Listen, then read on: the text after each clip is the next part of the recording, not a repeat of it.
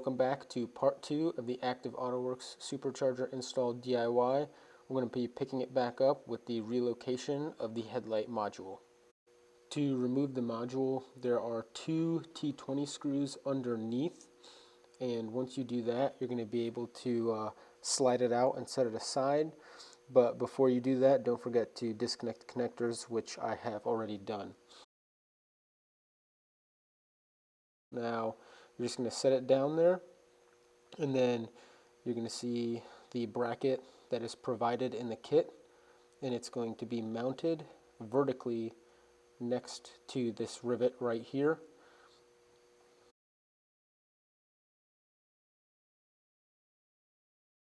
So you're going to be drilling a 1/8 inch hole, and then it will be mounted vertically like I said before, and you're going to see these 2 holes that are on the module, and they're going to line up perfectly with the bracket.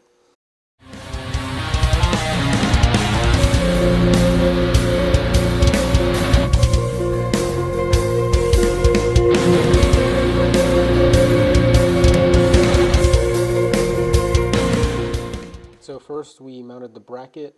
Once the bracket was mounted, we mounted the module to the bracket. Then, to make it easier to replace one of the connectors, we removed the headlight, and then that made it much easier for this connector here. This being done, we're going to go ahead and move on to the piping. Moving on to the piping, we're going to do a quick layout of all the tools and parts you're going to need. So first, get a long flathead screwdriver, a 1/4 mil ratchet, a T40 drive, a 1/4 mil extension with knuckle, and then you're going to need a 6mm, 5/16, and 10mm socket, as well as a 5mm Allen key.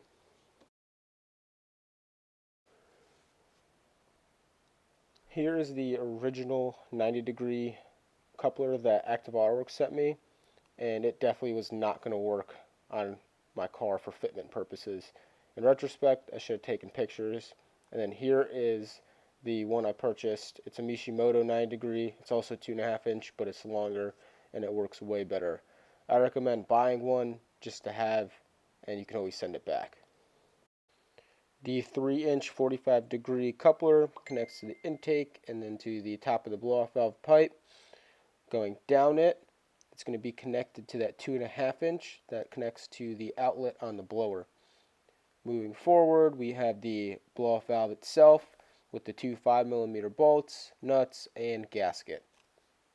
The nuts are 10mm.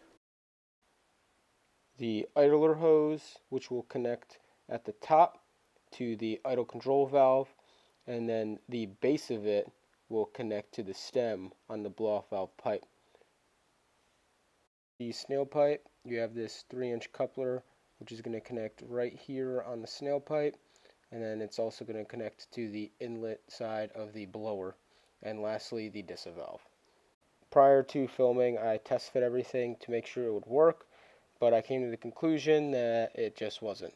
So I had to make some modifications. First thing is I removed 10mm from the pipe right here because there was just no way it was going to fit. Moving on, I removed approximately 4mm from the 45-degree 3-inch coupler for the intake. It was just slightly too long, and this made it fit better. Then I also had to remove roughly 10mm from the coupler here on the blow-off valve, since it was the same issue as fitment on the snail pipe. So removing the snail pipe material and not removing that coupler material basically just makes absolutely no sense because it would still be too long for it to fit properly. And lastly, don't forget to install the blow-off valve to the pipe before installation of piping. So here's where we're at on the intake side. So some prep things you're going to want to do is take your mass airflow sensor, run it underneath the outlet and outside of the engine bay, then reconnect the bracket with the wiring box. The 45-degree 3-inch connects here, then goes the blow-off valve pipe with the blow-off valve. It connects to the outlet via 2.5 inch 90-degree, the blue one that I bought. Then you're going to need to connect the hose that goes from the stem on the blow-off valve pipe to the idle control valve. After that, go ahead and replace the disc valve. After that's done, we're going to be installing the snail pipe via 3-inch coupler to the blower inlet, which will then connect on the back side to the blow-off valve, orientate it down behind the headlight. The positioning of the tow bar will be like so. Like I said before, it's basically to adjust the camber of the supercharger while it's running. You have the 45-degree 3-inch right here connected to the blow-off valve pipe with the blow-off valve connected. Then we're going down. You have the 2.5-inch 90-degree connected to the outlet on the blower. Then moving our way back up, you have the idle control valve hose connected to the stem on the blow-off valve pipe running up to the idle control valve. So once all that's connected, make sure that the disc valve's back in and that the electrical connection to the idle control valve is also plugged in. So tips for installing this, you're definitely going to want to start at the throttle body and then you're going to work your way down. Biggest thing is leaving all the connections loose until they're properly aligned. Then you can tighten them sequentially from top to bottom, and that will allow for proper fitment. Then for installing the disc valve, the easiest thing I found was to remove the top of the blow-off valve, which made it 10 times easier to get back in. Moving on to installing the snail pipe now. First, loosen the hose clamp on the outlet. Once you do that, you're going to want to remove the belt. Once you remove the belt, you're going to go over to the bracket and you're going to loosen the hex heads that hold it in place approximately 3/4 of an inch, and that's going to allow you to gain around 1/2 inch of room to install the snail pipe, which is going to make it significantly easier to get on there. You can see that there's significantly more room here. That's going to make it a lot easier to install. Then on the snail pipe, you're going to want to use copious amounts of silicone and lubricate the coupler and push it as far back as possible. Now when installing, you're going to want to install the back end to the blow-off valve first and then slide it forward onto the blower, and I recommend using a pick to ensure that it's fully seated around the blower. The only other thing we're going to need to install here is going to be the air filter, but we're going to save that till the end. Now we're going to skip ahead and install the oil cooler. The tools you're going to need is going to be a 10mm wrench, a ratchet with an extension, and then a 10, a 13, and a 14mm socket, and a drill. Step 1 is mounting the cooler to the bracket itself. It's going to be mounted backwards, and when installed in the vehicle, it will look like so. I'm going to be using these holes on top of the bracket to mount it to the vehicle, and those holes will be connected through the existing holes for the air intake housing. The reservoir with the bracket already installed, and then it's going to be a 13mm bolt.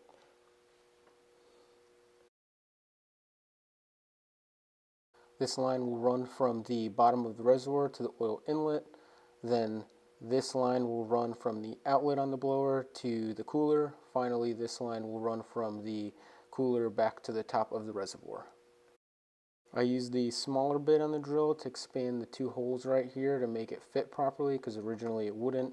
And then the bigger bit's going to be for the passenger side headlight, where the return line will go back to the reservoir. Here's the diagram for the oil cooler and the lines. It's very self-explanatory. So I trimmed some of the plastic cowling to make it easier to fit, and then I drilled the large hole for the return line back here. Now I'm going to trim these oil lines to get them to the proper length and then attach them to the oil cooler. Once that's complete, we're going to trim this line for the power steering and attach it to the reservoir.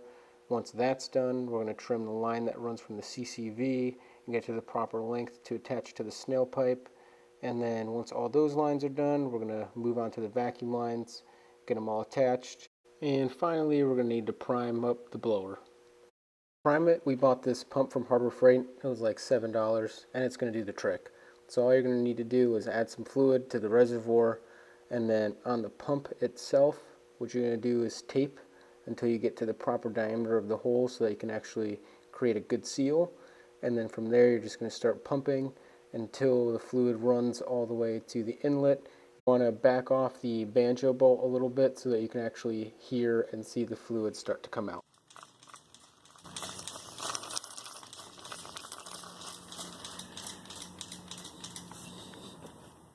Now it's time to upgrade the injectors. Start by removing the electrical connectors. There will be 4 10mm bolts along the fuel rail that you're also going to have to disconnect. You will then need to disconnect the fuel rail from the fuel line. You will see this blue connector right here. You're going to have to push on it and it's just going to pop off. Be prepared for fuel just to start squirting everywhere.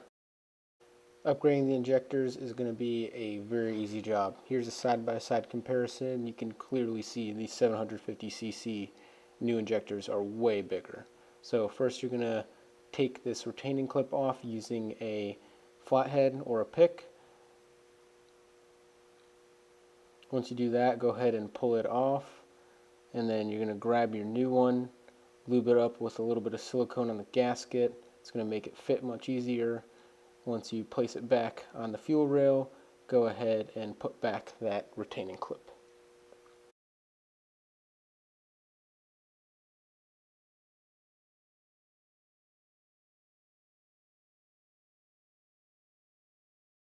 You're going to need some pliers to help you hold the spacers for when installing the fuel rail. Now you need the spacers because the new injectors are significantly taller, and I found the best thing to do is just do one and then go to the opposite end and do the other one, and basically just work from opposing sides. Once that's done, go ahead and reconnect the fuel rail to the fuel line, and then you're going to need to connect the electrical connections as well. Make sure that the new injectors are orientated properly or it won't fit. Now we're going to upgrade the spark plugs to NGKs. This is a really easy job. I'm going to fast forward through most of this because it should be self-explanatory, and if you don't know how to do it, you can refer back to my video on how to change your valve cover gasket. There you'll see how to remove your coils, and then to remove the spark plugs you're just going to use a special spark plug socket, and that's about it.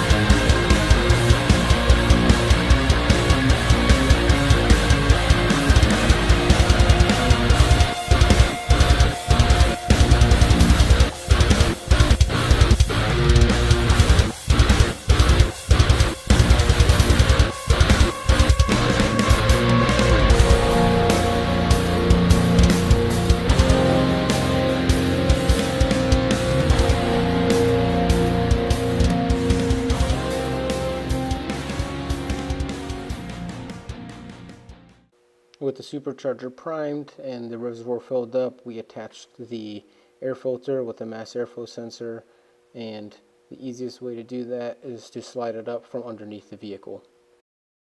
Disconnect and pull back on the wheel well to open up an area for the insertion of the air filter and the mass airflow sensor. To do it, you're going to want to connect the coupler to the snail pipe first and make sure it's nice and tight. You're going to lube it up, and it's going to allow you just to slide it and pop it up in there. Then you're going to want to tighten the air filter, and once you do that, you can loosen the coupler on the snail pipe and then push up and allow it to seat even higher up and gain a little bit of clearance from the bottom of the car. And lastly, don't forget to connect the mass airflow sensor. Alright, everything's installed. Now we just got to top off the fluids, so the power steering, the coolant, and then to check the current oil level. Once that's done, we're going to install the fan, and we're also going to do the tune. Once the tune's complete, we're going to be ready to start it up and take it for a test drive. So here's the first startup. You can tell that the belt's jumping left and right, which is not unexpected. It took a little bit of revving to get it to set into its final place, and after that, no problems. It's been running really well. Well, thanks for watching. soon to follow is going to be a review video as well as a vlog of me driving around the vehicle to give you a first take of what it's like to own a 330 that's supercharged. Go ahead and like, comment, and subscribe.